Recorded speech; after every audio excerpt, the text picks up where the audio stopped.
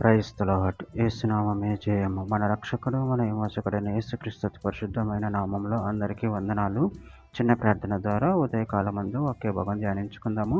పరిశుద్ధుడ మహాకరుడైన దేవ యేసయ్య, సర్వాధికారినైన మీకే వేలాది వందనములు, కృతజ్ఞత, స్తుతి, స్తోత్రం చెల్లించుకుంటున్నాను దేవ ఉదయకాలం మందు ప్రభు ఒకే భాగం ధ్యానిస్తుండగా ఒకే భాగం మాకు అర్థమవులు సహాయం చేసి మీ కృపలో బలపరిచి మీకు మాదిరిగా మమ్మల్ని నడిపించమని చిన్న ప్రార్థన యేసు నామంలో అడిగి వేడుకుంటున్నాను తండ్రి. Amen amen.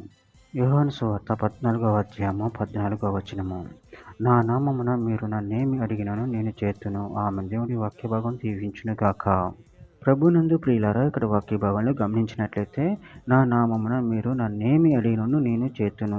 అదేవిధంగా వాక్య భాగంలో గమనించినట్లయితే మొదటి రాజుల గ్రంథము 8వ అధ్యాయము 29వ వచనంలో నీ దాసుడనైన నేను చేయు ప్రార్థన దయతో అంగీకరించినట్లు నా నామము అక్కడ ఉండునని ఏ స్థలమును గురించి నువ్వు సెలవిచ్చితో ఆ స్థలమైన ఈ మందిరము తట్టు నీ నేత్రములు రేయింబగులు తెరవబడి ఉండునుగాక.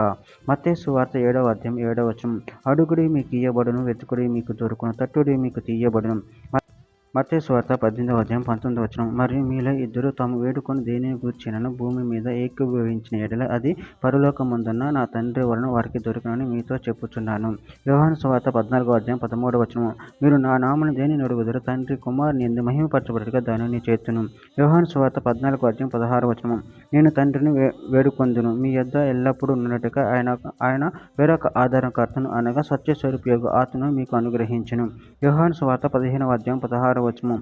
మీరు నన్ను ఏర్పరచుకొనలేదు, మీరు నా పేరిట తండ్రిని ఏమి అడుగుదురో అది ఆయన మీకు అనుగ్రహించినట్లు మీరు వెళ్ళి ఫలించుటకును మీ ఫలము నిలిచియుండుటకును నేను మిమ్మల్ని ఏర్పరచుకొని నియమించితిని. కొరింథీయులకు రాసిన మొదటి పత్రిక 1వ అధ్యాయం 4వ వచనం. క్రీస్తు యేసునందు మీకు అనుగ్రహింపబడిన దేవుని కృపను చూచి మీ విషయమై నా దేవునికి ఎల్లప్పుడూ కృతజ్ఞతాస్తుతులు చెల్లించుచున్నాను.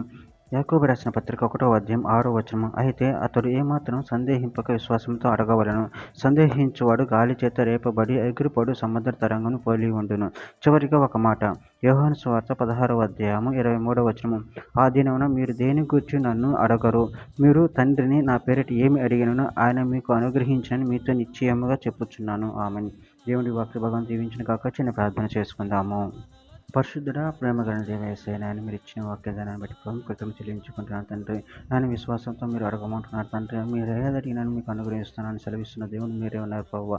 అందరిని బట్టి ప్రేమ కృతజ్ఞతలు చెల్లించుకుంటూ మీ ప్రేమ కృప మమ్మల్ని నిరంతరం కాచి కాపాడి మీకు మాదిరిగా మమ్మల్ని నడిపించి మీ చిత్తాన్ని మా జీవితం జరిగించమని చిన్న ప్రార్థన యేసు నామములో అడిగి వేడుకుంటున్నాను తండ్రి. Amen amen amen.